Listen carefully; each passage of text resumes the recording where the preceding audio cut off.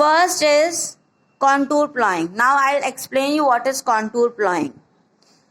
Plowing is done along the contour lands. I will send you one pic also of contour plowing, then you will understand it better that how it is done.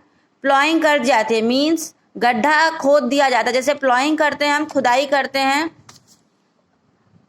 तो उसी प्रकार से plants के बीच में we do ploughing along the contour land so that the crops are protected and the soil does not erode away. Second is terrace farming. Everybody, we have already discussed. We can see in the TV that Taj Mahal wala ad. In that also it is shown that is terrace farming. In terrace farming, steps are dug. It is done in the slopy areas.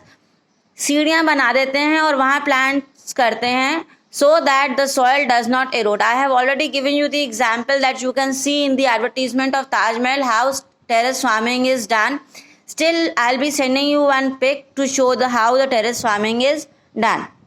Then third is strips of grass. Cultivation in which different crops are sown in alternate strips. Means different when there are strips drawn. I'll just explain you this beta.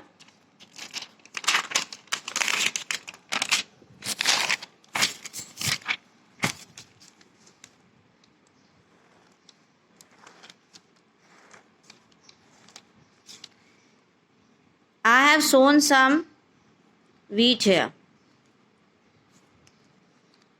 What I will do, there is some place left, I will start growing some other crop here. For example, potato.